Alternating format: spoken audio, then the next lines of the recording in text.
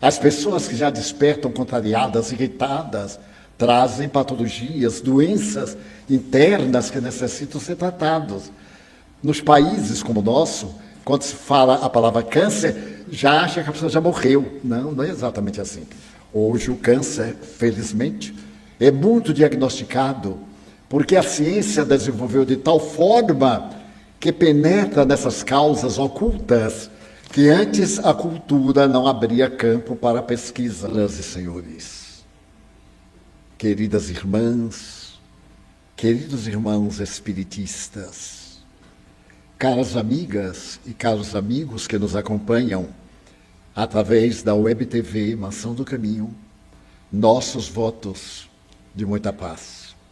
Divaldo, episódios de câncer na vida de uma pessoa seriam necessariamente situações para resgate de faltas cometidas em existências anteriores? Não apenas em existências anteriores, mas também na atualidade. Provavelmente, na grande maioria, determinados cânceres são expiações. São fruto de condutas muito graves em relação a si mesmos e à sociedade. E, noutras oportunidades também, são consequências de nossa conduta. O abuso do cigarro, por exemplo, não está no karma de morrermos com uma problemática pulmonar se não fumarmos. Esse é um dos fatores, dos muitos fatores.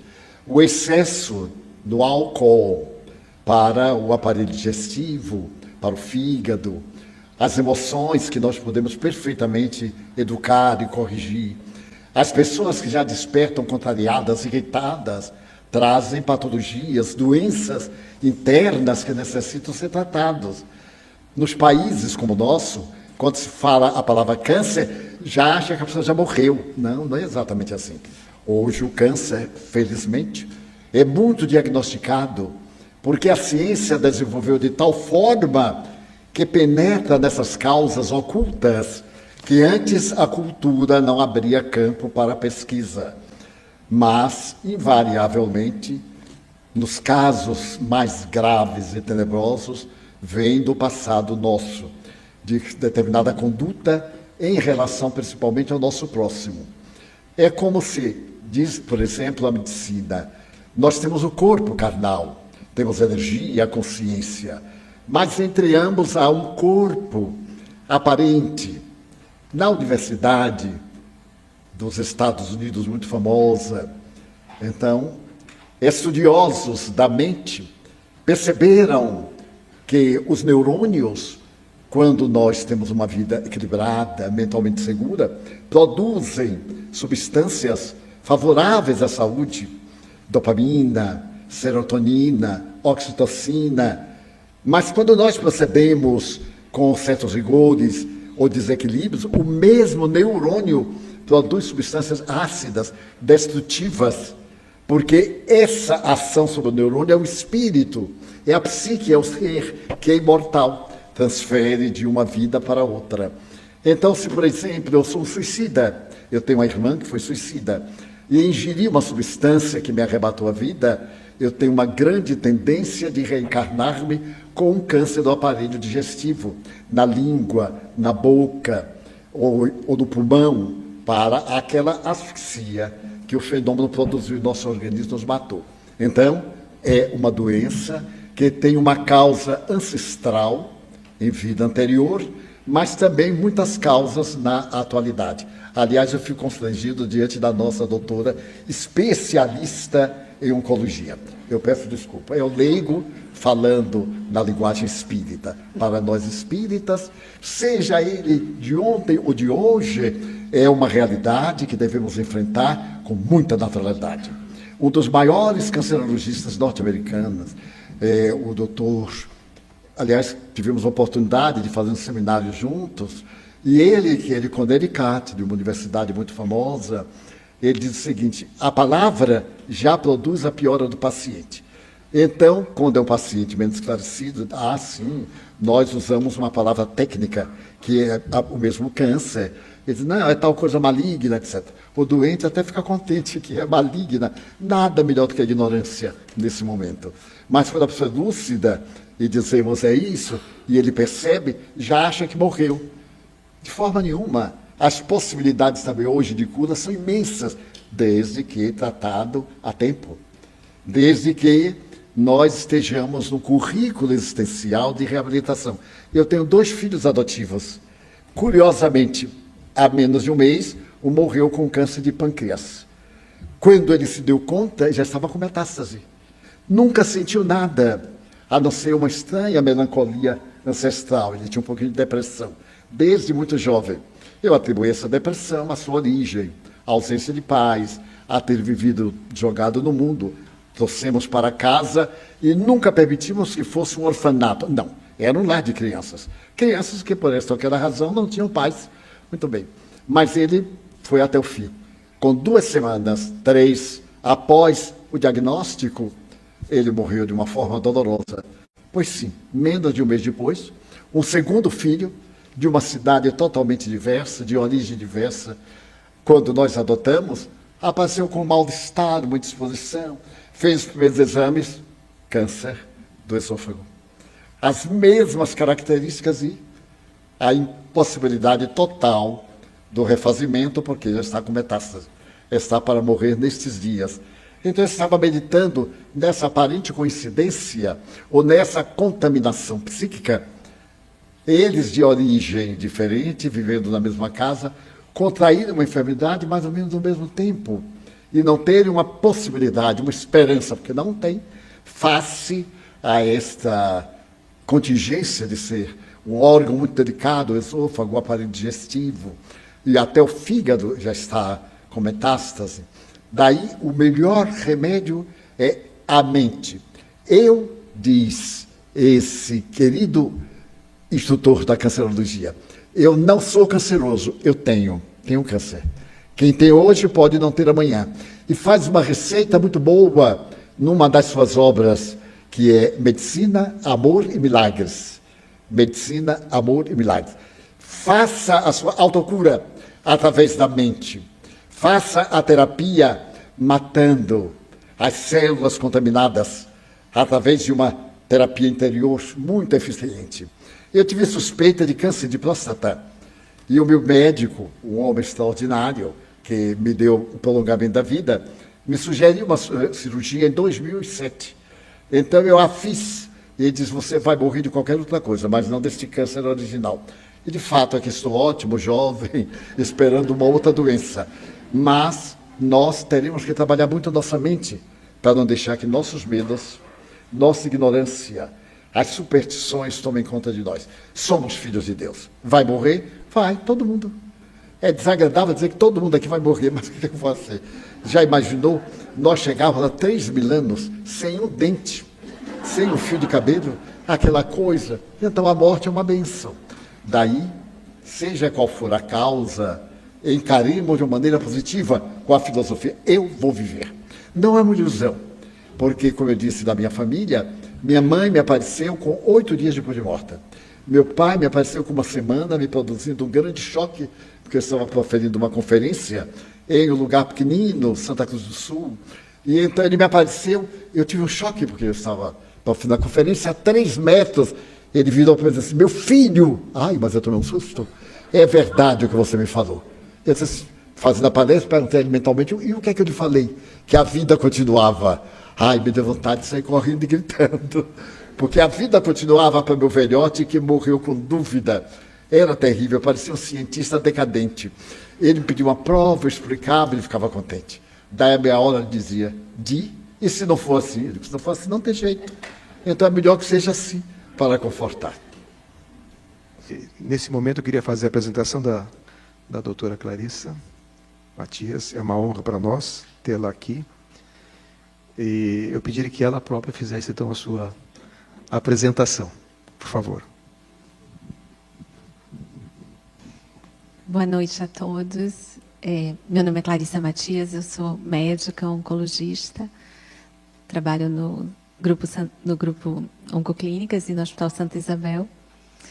E sou uma admiradora de Divaldo de muito tempo. Eu sou espírita desde a barriga de minha mãe. Então, eu tive a honra, eu tive a felicidade de nascer num lar espírita, que faz com que eu desenvolva, né, o meu dia a dia com muito mais suavidade. Então, para mim é uma honra, foi um presente. Muito obrigado, doutora. Doutora, os guias espirituais podem ajudar os médicos em decisões difíceis? Sim, eu acho que existe a intuição, né, que com certeza é uma canalização, né, eu sempre digo, principalmente nos hospitais, né, nos ambientes onde existe uma paz, existe uma cultura do amor, com certeza nós temos guias espirituais que estão ali e muitas vezes diante de um paciente difícil, você está perdido sem saber o que você faz e você ora e aquilo vem, né? A resposta vem. Então, eu acho que, claro, que não são todos os médicos que podem sofrer, né, uma influência espiritual, porque alguns médicos não acreditam ou então se fecham. Mas eu acho que para os médicos, principalmente para os jovens médicos, acho que procurar qualquer tipo de espiritualidade é muito importante para criar esse canal. Bem. Divaldo, o mal de Alzheimer é uma doença do espírito? Sim. Todas essas enfermidades, que até hoje a ciência ainda não encontrou uma causa definitiva, tem observado as causas gerais, e que ainda não se encontrou uma terapia libertadora, são doenças da alma no corpo. Então eu vejo, por exemplo, meu pai teve Alzheimer na parte final, mas era um Alzheimer tão peculiar ao temperamento dele, não tinha nada a ver. E eu notei a presença do Alzheimer logo no começo, porque ele me dizia assim: meu filho, eu trouxe para ver aqui na Mansão do Caminho muitas crianças, 150 crianças, então o idoso gosta, ele se distraía com os meninos, mas tinha preconceito, ele não gostava dos afrodescendentes. Até um dia que eu registrei uma criança afrodescendente como meu filho biológico. Meu pai tomou um choque que quase ficou bom do Alzheimer, porque deixaram uma criança numa lata de lixo. Quando eu cheguei, a criança chorava muito, estava quase comida pelas formigas, as pálpebras, o local do umbigo, e chorava desesperadamente. Eu olhei, então ele parou de chorar, os olhinhos brancos, me olhou. Eu fiquei assim tão emocionada, digo, que forma de entrar na vida, não é? Comido pelas formigas, não tem ninguém, não. Eu vou mudar o destino dele. Saí correndo na calçada e fui até o notário. E quando eu entrei afobado, o notário perguntou: o que foi que aconteceu? Eu digo: eu sou pai. Ele disse: ó, era o primeiro filho, tinha 18 anos. Ele disse: pois não, e o que é que vai fazer? Eu digo: vim registrar. Como é o nome do menino? Eu disse: Jaguaraçu Pereira Franco. Nome do pai: Divaldo Pereira Franco. Nome da mãe? Eu disse: não tem mãe. Ele me olhou assim assustado e disse: como é o nome da mãe? Eu disse: não sei. Mas como é que você não sabe? Ele disse: não sei, meu senhor. Mas não sabe como? A mãe pode não saber quem é o pai, mas o pai tem que saber quem é a mãe. Eu disse assim: mas ele é pretinho. Naquele tempo não era proibido chamar preto, não.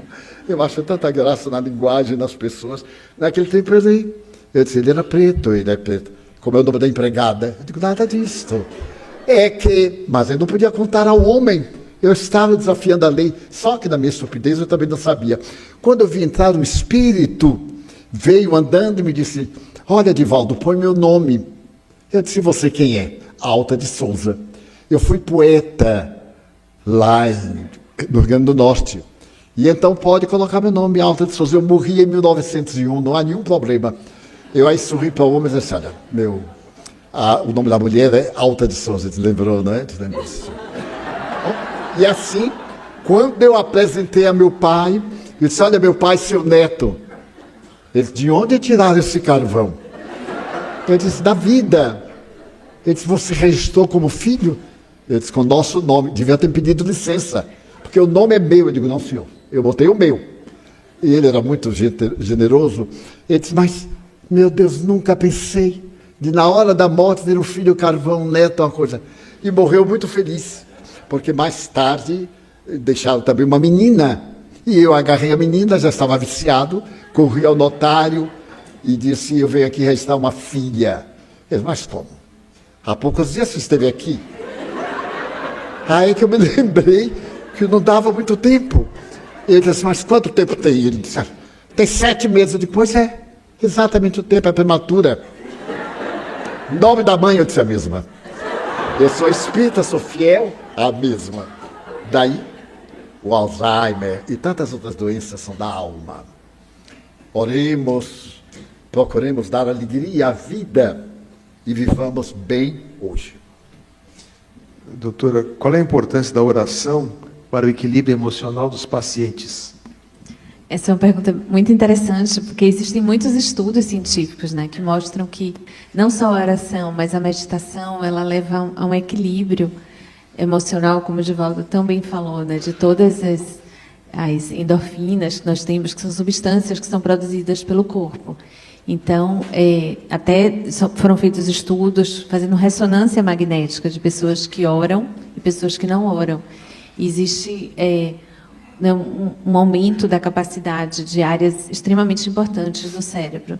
Então, a oração, ela deve ser incorporada, né, não só pelos pacientes, mas pelos médicos, por todas as pessoas, né? A oração é um momento de meditação com você mesmo. Muito bem. Divaldo, você poderia nos falar um pouco sobre a doutora Louise Hay, sua vida e o caminho encontrado para a cura do câncer? Louise Hay foi um fenômeno da psicologia norte-americana. Ela desencarnou no ano passado. E para mim foi um exemplo de vida encantadora. Lendo-lhe a biografia que me aconteceu na época, eu passei a admirar essa senhora, que não era bonita, que tinha dificuldade para arranjar um marido naquela época na América, e que se permitiu algumas leviandades da idade, das circunstâncias, da cidade em que vivia, mas não era feliz. Ela coloca em linguagem americana, ela diz, eu cheguei a ter tudo que a mulher na América precisa. Casacos de pele, automóvel, passeios, ir a festas, estar no teatro, na ópera, mas havia um vazio existencial em mim. E certa feita em Nova York, eu estava na Quinta Avenida e eu olhei assim para frente, era uma igreja, uma catedral. E então eu entrei na igreja, não tinha vocação religiosa. Entrei na igreja e senti aquela paz que a igreja vazia transmitia, os vitrais. E aí resolvi dar um outro rumo à minha vida. Não importava se não ganhava tanto dinheiro, mas importava se eu conseguisse estar bem comigo mesma. Foi estudar psicologia. E ao estudar psicologia, ela descobriu que o indivíduo é o que de si queira fazer. Tinha muita dificuldade no relacionamento com a mãe. E começou a trabalhar esse relacionamento. Ela disse, minha mãe não é tão ruim quanto eu penso. Eu tenho muita mágoa de minha mãe, que também tem muita mágoa de mim. Nós não acertamos os ponteiros. Mas eu sou psicóloga, eu sou terapeuta. Então eu tenho melhores razões para anular esse conflito com minha mãe. Conseguiu. Comprou uma casa maravilhosa para sua mãe, uma outra junto a ela, numa praia formosa de Los Angeles. E então ela começou a pensar em como ajudar a humanidade de uma forma correta. E então apresentou uma metodologia, criou uma fundação muito preciosa e deu-nos valor. Seja gente, não tenha vergonha. Não viva os padrões que os outros estabelecem. Cada um de nós está no degrau da evolução. Cada um de nós tem emoções próprias. As emoções não são congêneres. Elas podem ter uma aparente origem, mas depende muito do temperamento de cada um. E então, o período dela no mundo foi mais ou menos largo, uns 20 anos de terapeuta, de escritora, recomendando sobretudo o que a doutrina nos diz de uma maneira tão fácil. Ame. Não se preocupe em ser amado. Ame. Porque o amor é bom para quem ama. Aqui na instituição eu sabia quando as meninas arranjavam namorado e elas ficavam encabuladas.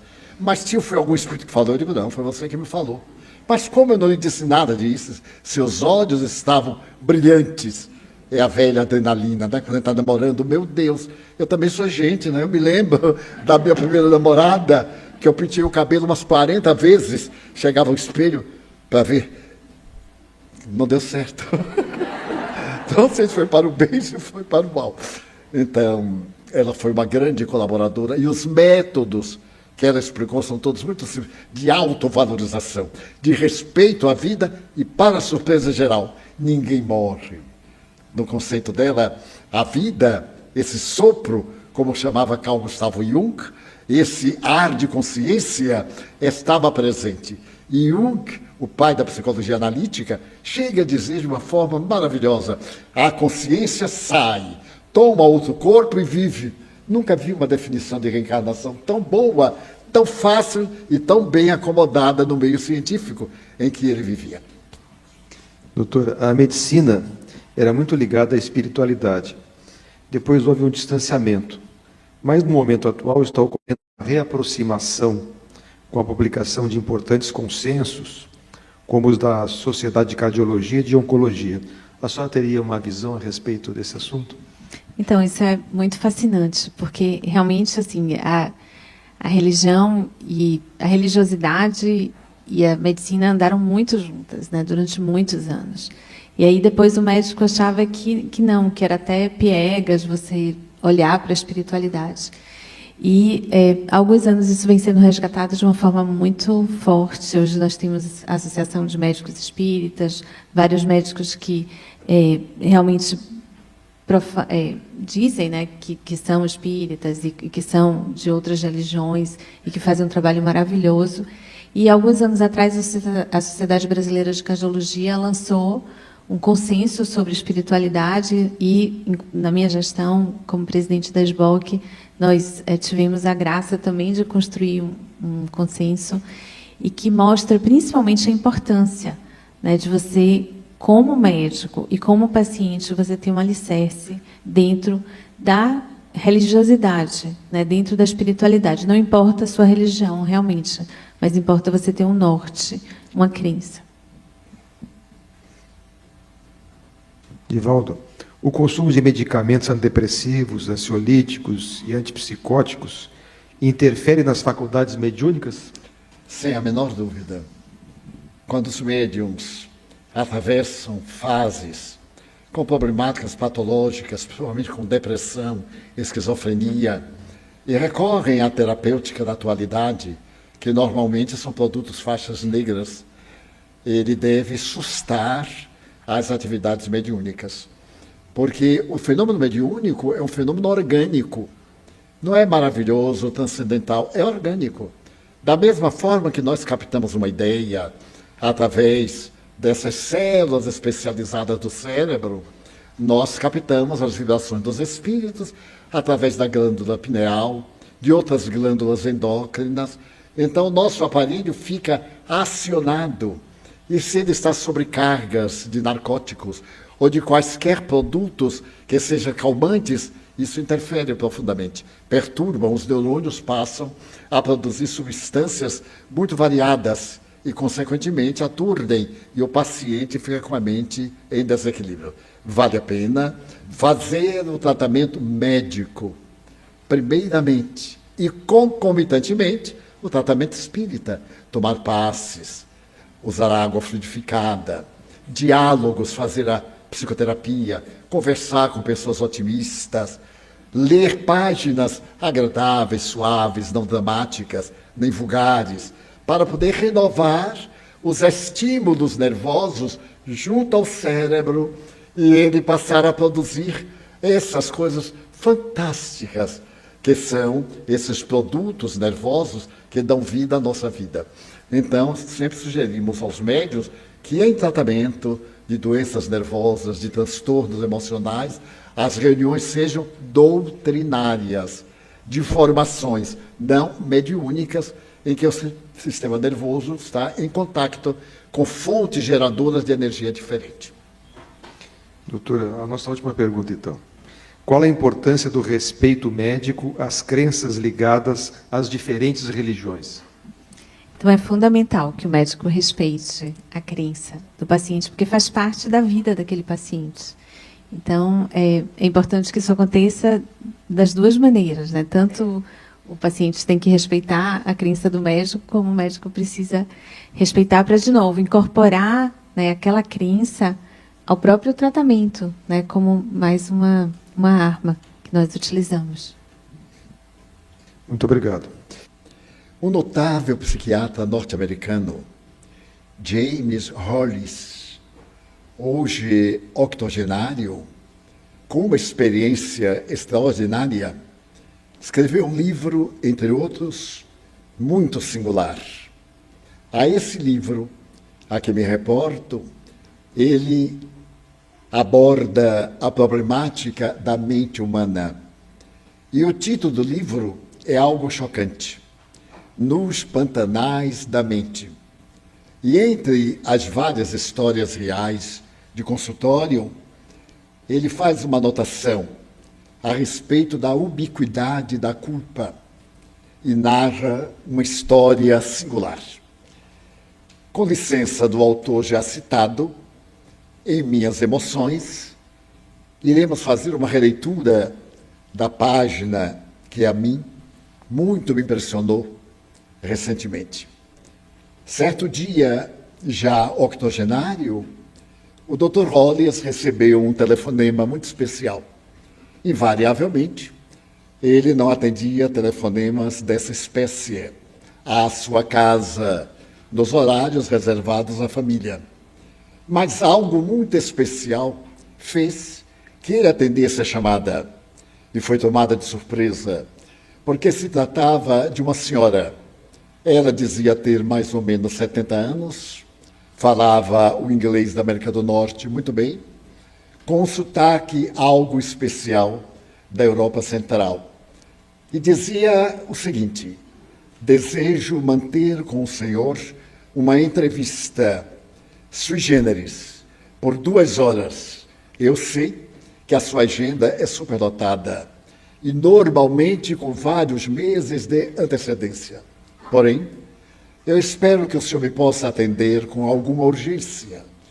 O senhor vai ter o paciente mais singular que jamais passou pelo seu gabinete. Ele achou interessante, materialista confesso, acostumado às problemáticas humanas. Ele perguntou: mas de que se trata? Ela disse: é uma consulta comigo. E é singular porque eu lhe vou pagar 2 horas. E lhe peço, por favor, que não me faça nenhuma pergunta. Eu irei expor-lhe um caso e, ao terminar o caso, também não desejo ouvir do senhor nenhuma palavra. É uma catarse de que eu tenho muita necessidade. Aquilo era muito especial, porque a função do psiquiatra, do psicanalista, é exatamente a de saber conduzir o paciente aos objetivos da atividade médica. E ele, não sabe por quê, concordou e disse: mas eu teria alguma forma de conhecê-la? Como não? Eu estou falando aqui de Detroit, nos Estados Unidos, e lhe mandei hoje mesmo uma fotografia de uma fotografia. Você vai notar que é uma fotografia muito mal tirada, porque ela é a cópia de uma fotografia de jornal de março de 1942.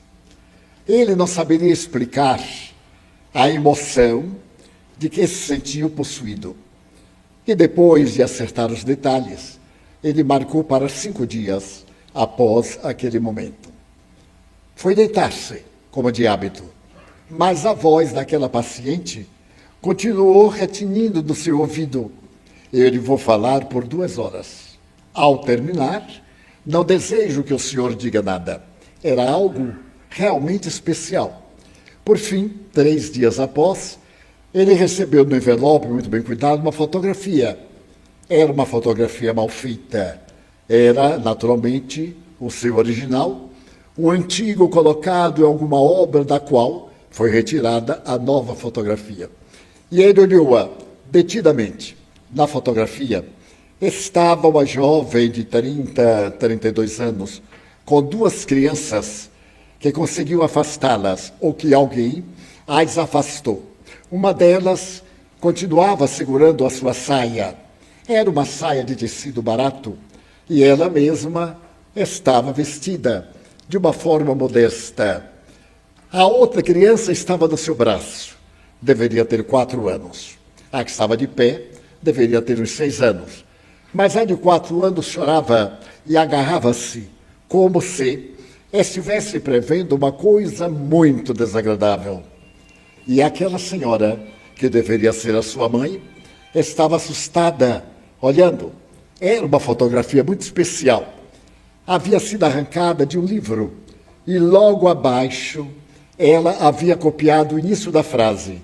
Uma mãe, no crematório de Majdanek, uma cidade da Polônia, antes de entrar na câmara de gás. Ele achou aquilo muito curioso.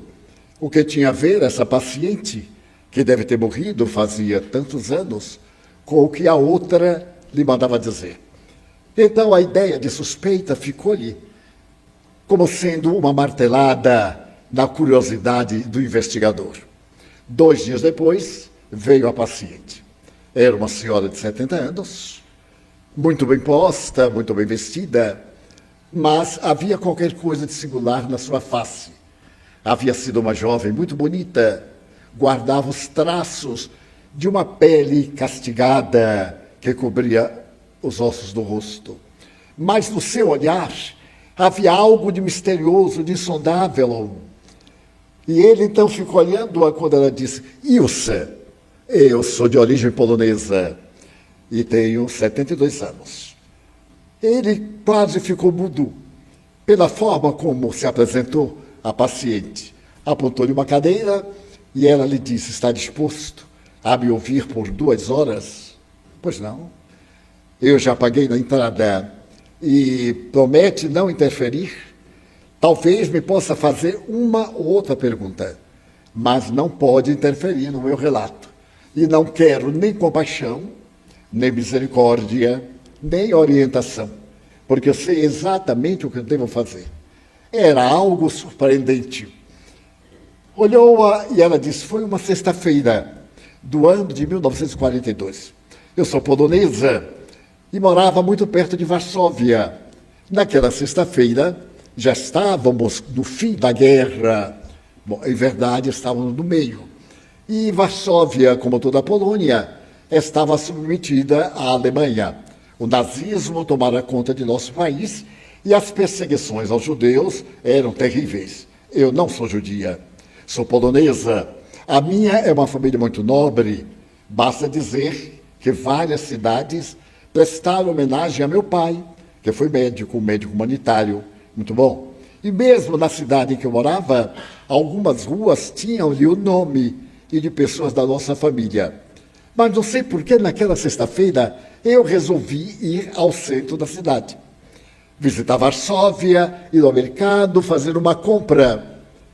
E me dei conta depois que era o dia que os judeus resolviam ir ao mercado, porque logo mais à tarde, às 18 horas, começava o Shabat, aquela reserva do judeu, até o outro dia, 18 horas.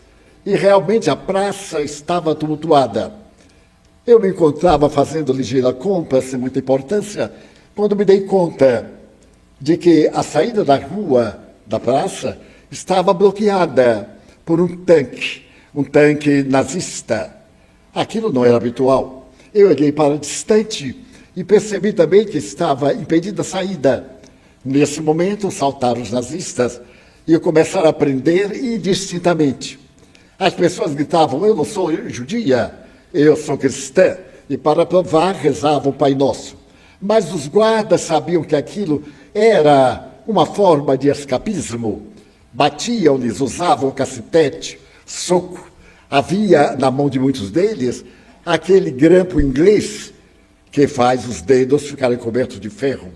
Quando eles me prenderam, eu disse: salto lá, eu sou polonesa e nos meus antecedentes não há ninguém judeu.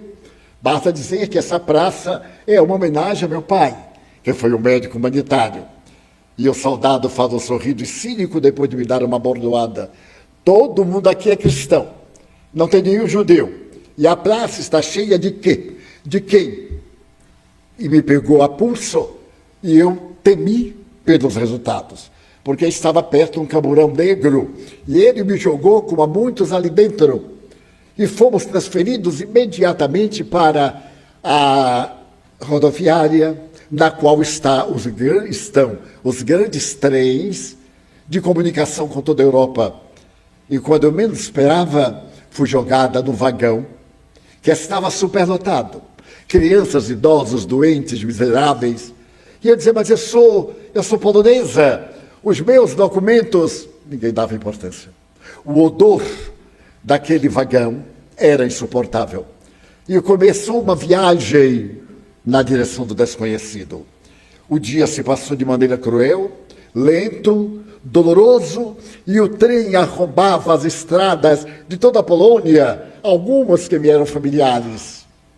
Quando eu ouvi uma conversa que nós estávamos indo para o campo de concentração e extermínio de Madnek.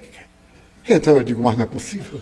Meus pais estão vivos, minha família, eles não vão saber nunca para onde eu fui, porque a Gestapo não produzia nenhum sinal, não havia qualquer respeito pela vida humana. Por fim, chegamos à estação. A estação parava no campo de concentração. E então se formaram duas filas imediatas, a bofetões, a pancadas de rifles e tudo aquilo que a crueldade humana pode produzir. Então nós fomos andando como animais que vão na direção do matadouro e não sabem como escapar. Então eu podia ver perfeitamente o pavilhão do gás, logo mais eu entenderia, e um outro pavilhão, eram os fornos crematórios, no qual se atiravam os mortos do gás. Então eu fui sendo empurrada, e por mais que eu gritasse, ninguém dava importância, porque a minha era também a voz de muitas pessoas que desejavam sobreviver. Por fim, o guarda me disse, eu sei que você não é judia, pela forma de falar, pelo dialeto, mas agora é tarde demais, porque você viu o que não devia ver. A nossa técnica, por enquanto, ainda não está pública, e se nós a liberarmos, você não pode sair daqui. Chegamos perto daquele lugar horrível. As pessoas eram separadas inclementes, os idosos, os doentes, as mulheres, as crianças à esquerda. À direita, pessoas maiores de 16 anos, de ambos os sexos. Mas pessoas ainda fortes, que podiam ser usadas no trabalho forçado. E à minha frente estava essa mulher da fotografia. Ela me olhou de uma maneira assustada, com as duas crianças nas mãos. E naquele momento ela foi separada das crianças. Um guarda arrancou-a e ela me olhou de uma forma inesquecível e empurrou a criança pequena que se bateu nas minhas pernas e segurou. Eu fui separada para o lado direito. E apesar do infortúnio, eu senti uma alegria imensa. Eu ia viver. É claro que ia morrer de trabalhar, mas pelo menos não ia morrer naquela hora. E nada melhor do que a vida. Era exatamente o que se me desenhava. A criança ia ser arrebatada do guarda e provavelmente ele ia me agarrar também e jogar no forno. Eu então afastei-a de mim, nervosa, e fui poupada. Mas a criança ainda olhou para trás quando foi jogada dentro da sala de gás. Sobrevivi à guerra. E quando acabou a guerra, a minha família, ninguém sabe de família nessa hora, mas eu consegui descobrir que alguns parentes meus viajaram aos Estados Unidos para lá e que alguns familiares muito próximos vieram exatamente para o estado em que me encontro. Vieram para a cidade de Detroit. E então eu consegui licença, viajei e tentei esquecer. Coloquei na mente que eu não podia lembrar. E, de fato, esqueci-me. Curiosamente, procurei outros objetivos existenciais, uma razão para viver. Ninguém pode viver sem ter uma meta. Quando não se tem um objetivo, uma vida vazia, qual é o sentido da vida afinal? Nós somos apenas um animal dos 3 instintos primários, comer, dormir, fazer sexo. Não, não. E esse é um impositivo instintivo. Nós temos emoções. E o que nos invalida e atormenta são as emoções. Não são os instintos. Os instintos nós aplacamos rápido. E trabalhei em bibliotecas públicas. Há algo recentemente, eu estava na biblioteca municipal e não sei porquê, me aproximei de uma estante onde estavam várias obras, jornais da Segunda Guerra Mundial. Aproximei-me de uma estante qualquer, abri, porque era envidraçada, e puxei um livro. Falava exatamente do campo de concentração de Majdanek, onde eu fiquei 3 anos e fui poupada. Não sei porquê ou por quem, mas eu fui poupada. Passei muito sofrimento, fiquei na miséria, o organismo, tudo aquilo que havia no campo de deplorável tomou conta de mim. Mas muito bem. Mas no momento em que eu ia depositar o livro no lugar, ele abriu-se e estava a fotografia. Alguém fotografou aquele instante mágico em que eu empurrei a criança. Então eu voltei a Majdanek. A partir daquele momento, eu voltei aos olhos da criança, que esperavam de mim alguma atitude. Voltei, perdi a paz. Tornei-me judia, estudei o judaísmo, mas o vazio existencial continuava. Eu descobri que não era vazio, era culpa. Era uma culpa. Eu poderia ter salvo a criança, eu poderia ter morrido com ela. Afinal, que diferença praticamente me fez? Os anos que eu vivi não foram bons. Eu disfarçava a culpa do meu inconsciente. Mas deixei de ser judia. Me tornei católica. Fui à igreja muitas vezes, batizei-me, confessei-me, fiz a confissão, botei para fora. Mas o olhar da criança não saía de minha covardia. A criança era judia, mas eu não era. Não era justo eu morrer por uma causa que não era minha. Por fim, eu abandonei o catolicismo. Há uma tradição hebraica que nos diz o seguinte: nós temos uma culpa, um crime. Se encontrarmos 12 pessoas justas a quem possamos confessar, Deus nos perdoará da culpa e nós teremos direito à paz, que é o reino dos céus. Se existe reino dos céus, chama-se paz de consciência. E eu não tenho, note-me, eu tenho 72 anos, mas eu tenho uma experiência de 1 milênio. Eu escolhi o Senhor para ser o meu primeiro agente do perdão. Não me interessa se o Senhor perdoa ou não. Não me interessa. Eu ignorava aquela tradição hebraica. Ela me olhou e disse que havia terminado. Realmente, eu olhei no relógio, 2 horas. Havia sido a sua confissão. E então ela levantou-se para sair. E disse: não me diga nada. Eu não quero saber de nada. Eu lhe falei: por favor, na saída, peça o dinheiro. Porque a senhora não me fez uma consulta. A senhora me narrou um fato. Eu não tive nenhum trabalho.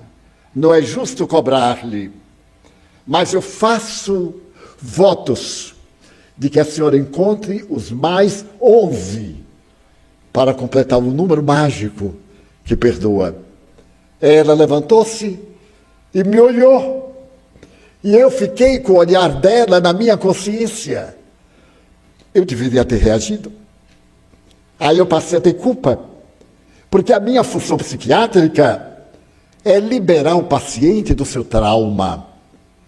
Daí eu adquiri o trauma dela e fiquei atormentado, porque um dos maiores adversários do ser consciente é a culpa.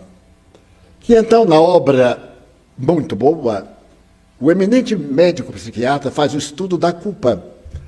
E entre a tese da ubiquidade da culpa, ele se refere à culpa de quem sobrevive a um desastre e morre o seu familiar.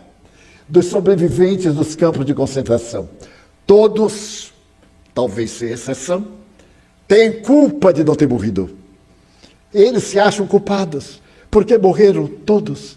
No caso, por exemplo, de um notável psiquiatra austríaco, Viktor Frankl, esse homem que apresentou uma psicologia própria para se libertar da culpa, carregava uma culpa, porque ele esteve em 3 campos de concentração.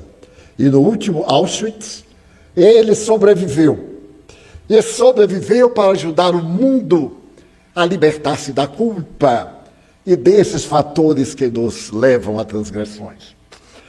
E então, criou uma doutrina terapêutica muito boa, que tem um caráter existencialista, e falou da tragédia da mente pegada a qualquer uma coisa que nos parece culpa. Então, a culpa existencial da infância, quantas coisas nós fomos inibidos. A mãe, por exemplo, dizer inconscientemente, não faça isto, não faça isto. E a criança adquire o conceito de que tem que mentir, porque aí a mãe concorda, isso pode, isso pode. A criança não distingue o que é verdade e o que é mentira, mas ela sabe distinguir o que agrada e o que desagrada. E então, nessa distinção, nesse momento de ludíbrio do outro, um dia, na idade adulta, surge um tipo de culpa, uma melancolia íntima, uma saudade de algo que a pessoa não sabe definir, que é naturalmente um pré-transtorno traumático. E então, ele estabelece que nós temos que nos libertar da culpa. É claro que a sua técnica é materialista. E eu estive pensando, desde quando eu li a história, li o livro, que a doutrina espírita é a mais notável terapêutica filosófica da humanidade. Muita gente pensa que o espiritismo é para ajudar no casamento, para poder manter o emprego, para poder tirar um mal olhado, essas coisinhas todas de superstição afrodescendente. Não, o espiritismo não tem nada a ver com isso. Basta dizer que pelo próprio nome é uma doutrina que não existia até 1857, quando o senhor Hippolyte Léon Denis Rivaio, que era o nome do emérito professor, mais tarde conhecido pelo pseudônimo de Allan Kardec, cria uma filosofia de vida à qual ele dá o nome de Espiritismo. Ele criou o nome. Daí, abrindo parêntese, nossos irmãos protestantes dizem e me dizem, olha, a Bíblia condena o Espiritismo. E notável. Ela condena uma coisa que não existia. Qual é o problema? Passou esse Espiritismo 57 séculos atrás. E então, eu crio a palavra Espiritismo. E definiu que é uma ciência que estuda a origem, a natureza, o destino dos espíritos e as relações que existem com o mundo corporal. Portanto, é a sua definição científica de pesquisa de laboratório. Mas a sua definição a respeito da filosofia de vida é aquela que nos reabilita. Todos nós erramos.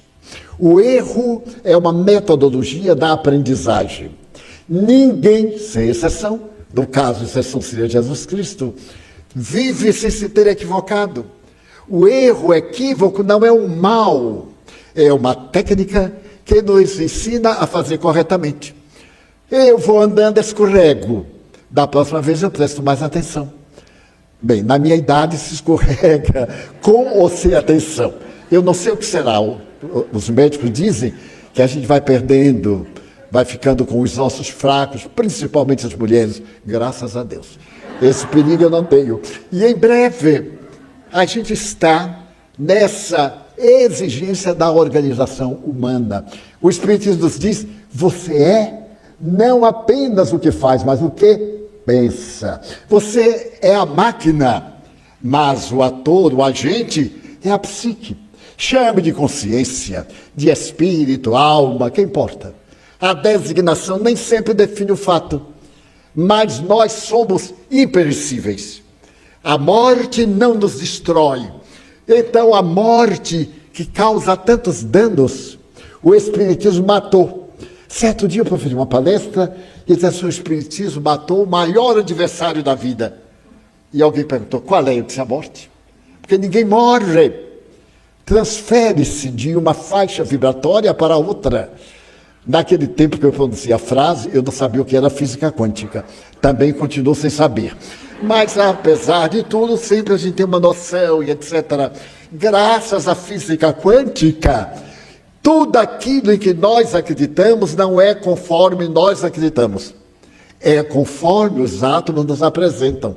Se eu disser que esse microfone tem uma haste, é o que eu estou vendo pelo capricho dos átomos. Mas, de verdade, não é assim. É bem difícil da gente entender o que não deve entender. Daí a física quântica, tenho dito várias vezes, é a física das probabilidades. Ninguém pode jamais dizer, por definitivo, essa mesa, a vida não existe. Calma, não é assim não. Desde o dia em que Linneu, eu falei aqui na última reunião, apresentou esse slogan, Naturas non saltus facit, a natureza não dá saltos, e que eu descobri mais tarde que não foi Linneu, foi outro filósofo holandês.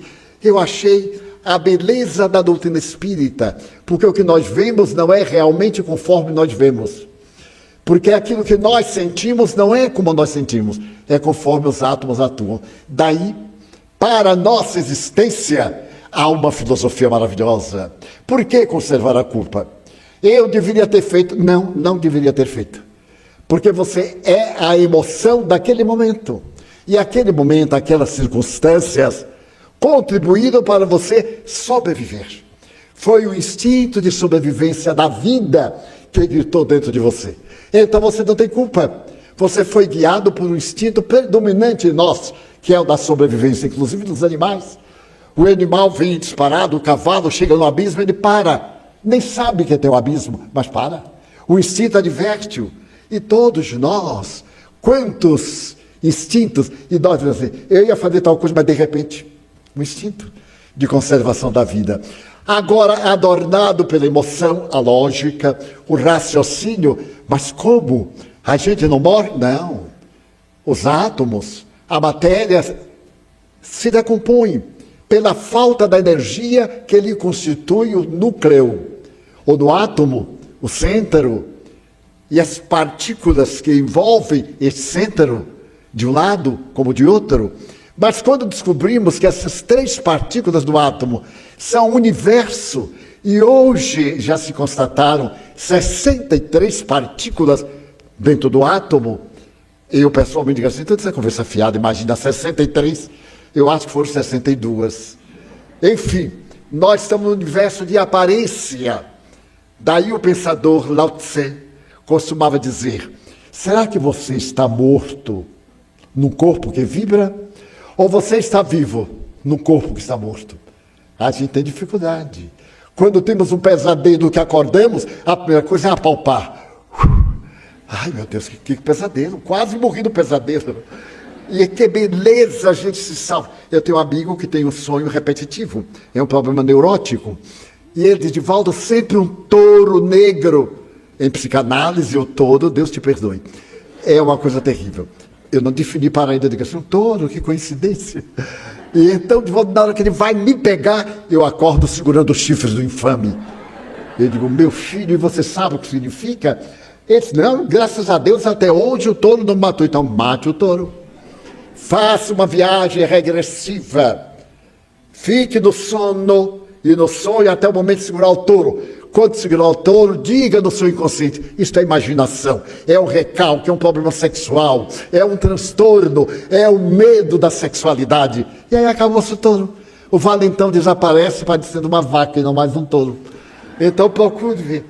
Isso dá uma força notável. Por exemplo, eu sou de uma família de 13 irmãos. O que nunca faltou lá em casa foi gente. Era um laboratório, tinha de tudo. Desde o irmão gago ao irmão estrábico e etc. Não faltou nada. Então eu fui criado no laboratório. E minha mãe era uma terapeuta incomum. Nós residíamos num período junto a uma outra senhora que tinha 2 filhos. E um dia eu vi minha mãe conversando com a senhora. A senhora disse assim, dona Ana, eu respeito muito a senhora. Como é que a senhora consegue pegar esses selvagens? Disse que nós seremos selvagens. Veja, senhora mal educada. Pegue esses selvagens e faz silêncio. Em casa grita um, eu também grito. E eles ganham porque eu fico rouca. Minha mãe disse um milagre. É que eu tenho 13 filhos, minha senhora. E 13 gargantas produzem mais som do que uma. Então, quando eu vou falar, eu faço assim. E aí todo mundo, cala a boca que mãe vai falar. Todo mundo cala a boca. E eu falo baixo. E alguém que se atreva a dizer, não estou ouvindo. Porque aí eu dou um beliscão, boto bem na frente para ouvir. Era uma terapia formosa. Qual é a mãe que dá beliscão hoje, criança, para ficar recalcada? Então a mãe que fique recalcada, a criança não pode. A criança tem que ser toda mimada, toda desajustada, toda terapeutizada, conforme o terapeuta. Então é uma coisa curiosa. Daí o Espiritismo é uma filosofia de natureza transcendental terapêutica.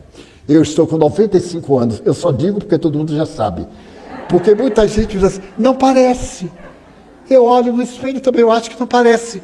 Mas eu encontrei um senhor mal educado, o homem me olhou muito e perguntou, quantos anos você tem? Disse, 92 na época. Parece mais. Eu então olhei para ele calmamente, qual é o nome de sua mãe? Para eu transferir. Então a nossa terapia chama-se Viva Agora. Não espere o Natal. O Natal nunca espera por ninguém. Quanto mais nós programarmos o dia do casamento, é um dos piores dias do casamento, é o dia do casamento. Uma amiga minha me disse, Divaldo, eu comprei um sapato alto, estava naquela moda que usava perna de pau. Você sabe o que é ficar daqui? Eu passei o dia inteiro com um tipo de chinelo comum, mas eu tinha que calçar, porque na hora da televisão, e ao invés de eu pensar que estava me casando, eu pensava no pé. Eu disse a meu marido assim, dá um jeito de eu sair, porque eu vou desmaiar nesse sapato miserável. Mas era moda, imagina, casar com método antigo, nem na outra encarnação. Aí o Espírito diz, viva hoje. Você é o que de si você faça. Pense, não tenha preguiça de pensar. Pense, porque dentro de você está o conhecimento de outras reencarnações. Daí, Sócrates, quando definiu educação, eduscere, ele deu uma definição sui generis. Educar é arrancar de dentro. Era a experiência de sua mãe parteira. Ela arrancava o filho das entranhas. E Sócrates arrancava o conhecimento de dentro de nós que vivemos noutra existência. Daí, nesta breve excursão à reflexão, pensar o Espiritismo é uma filosofia. Mas uma filosofia de vida alegre. Quando eu vejo um espírita triste, ele não é nada. E repita a lição de um santo da igreja primitiva. Cristão triste é um triste cristão. Porque quem acredita na imortalidade, quem sabe que vai viver, e que qualquer coisa que aconteça pode ser remendada, ou retificada, ou substituída, não fica triste, fica até alegre. Daí os cristãos primitivos iam para o martírio alegres. Hoje, qual é o nosso martírio? É aguentar a maledicência dos outros, né? Dá uma olhadinha numa rede social para ver se o nome da gente está. E se estiver ali algum fake, nossa, que palavra bonita, fake, é mentira, é suposição. A gente fica triste, amargurado que a vida é infeliz. Por favor, não aceite a infelicidade. É uma questão optativa. Se alguém dissesse, mas o Divaldo Franco é uma peste, eu vou rir porque eu não sou uma peste. E fico contente porque ele está mentindo. E se for verdade, eu digo, eu tenho que me retificar. Bom que ele disse que eu sou uma peste, né? Mas há aquela peste da bexiga, que é horrorosa, como há outras pestes tão simpáticas, né? Agora é trauma. A peste é coisa nova, é síndrome. Olha, o povo consegue tanto para disfarçar.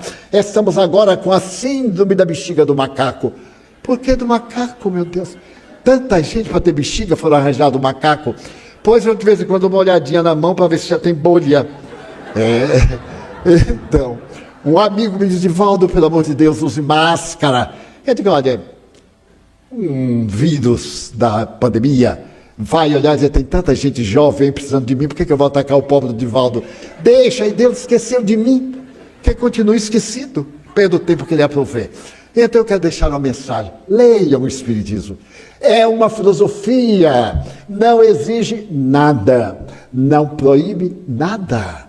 Nos dá liberdade de fazer o que nos aprouver, mas tem uma consequência filosófica. O efeito será inevitável à causa. Se eu plantar manga, eu vou colher somente manga. A não ser o verbo mangar, que alguém vai mangar de mim, mas mesmo assim é manga. Então, com essas reflexões, eu avancei um pouquinho, coisa que nunca eu faço. Doutora, a nossa última pergunta, então. Qual a importância do respeito médico às crenças ligadas às diferentes religiões? Então, é fundamental que o médico respeite a crença do paciente, porque faz parte da vida daquele paciente. Então, é importante que isso aconteça das duas maneiras, né? Tanto o paciente tem que respeitar a crença do médico, como o médico precisa respeitar para, de novo, incorporar, né, aquela crença ao próprio tratamento, né, como mais uma arma que nós utilizamos. Muito obrigado.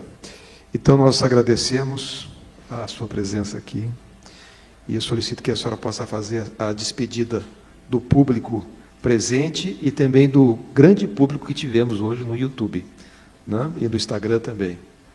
Então, por favor. Bom, para mim foi uma grande honra, né? Uma paciente hoje me falou que ia ser uma das palestras mais importantes da minha vida, e com certeza, porque é uma honra muito grande estar ao lado de uma pessoa tão iluminada, que tanto tem ensinado a nós todos, com a sua humildade, o seu carinho, o seu amor. E realmente eu acho que a gente só tem gratidão. Gratidão a essa pessoa tão especial.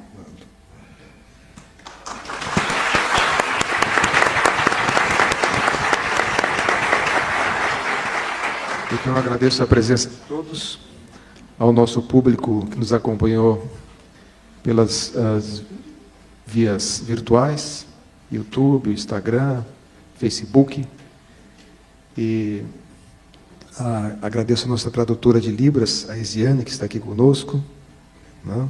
A Divaldo Franco, a professora Solange, a equipe da TV Web Mansão do Caminho, ao Sérgio, ao Júnior, a sua família, seus pais que estão aqui, seu esposo. Muito obrigado pela presença. E aos amigos que nos acompanharam aqui. Muito obrigado a todos. Agora nós vamos à conclusão e encerramento da nossa reunião, com a aplicação dos passes coletivos. Eu convido então os médiuns passistas da casa, da equipe da Telma, para se prepararem ao longo dos corredores. E eu rogaria então a Divaldo que nos conduzisse aí no encerramento da nossa reunião do dia de hoje. Muito obrigado a todos.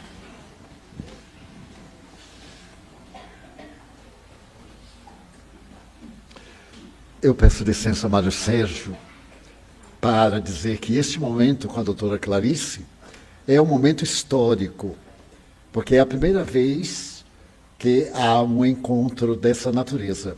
Nós temos a Sociedade Médico Espírita, mas a oportunidade de termos um personagem desse nível entre nós, a experiência da doutora, os seus estudos, a sua folha de serviço ao bem, e vir demonstrar, graças às suas fontes de origens, a excelência da espiritualidade, da oração.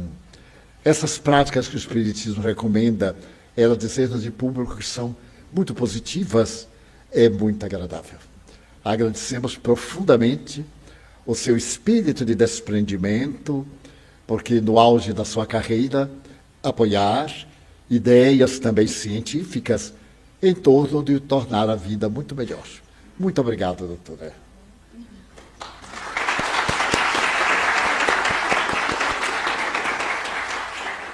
Agora, vamos fazer uma pausa mental e pensar em Jesus, esse filósofo notável, esse homem que superou a humanidade e que prometeu estar conosco em quaisquer horas, em todas as dificuldades. Eis-nos aqui, para que os benfeitores espirituais possam atender às nossas necessidades. Nós te suplicamos em favor da nossa saúde, da nossa paz. Derrama sobre nós aquelas energias que te caracterizaram ao atender o público sofrido de então. Queremos suplicar-te pelos suicidas, os que não se deram tempo de pensar na sobrevivência do ser, também daqueles que nos amam e aos quais amamos, Agradecemos-te, Jesus, as bênçãos do pão, do lar, da família. E nestas vésperas de epidemia, neste terminar de pandemia, coloca-te do nosso lado e espanta da terra as ameaças, incluindo as guerras, da natureza primária do ser humano. Leva-nos de volta ao lar, dulcificados, confiantes, alegres, trabalhando por um mundo melhor, dando a nossa cota, por mínima que seja, muito valiosa.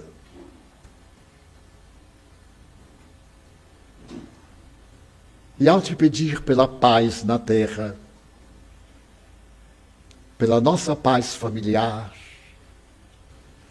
abençoa a nossa água para que se transforme, como em Caná, em medicamento para nossos problemas. Agradecemos esta noite singular e te pedimos que abençoes a nossa convidada especial e sigas conosco. Assim, portanto, em teu nome, em nome de Deus, de Maria Santíssima e dos Espíritos nobres, encerramos a nossa reunião, desejando paz para todos. Está encerrada nossa reunião.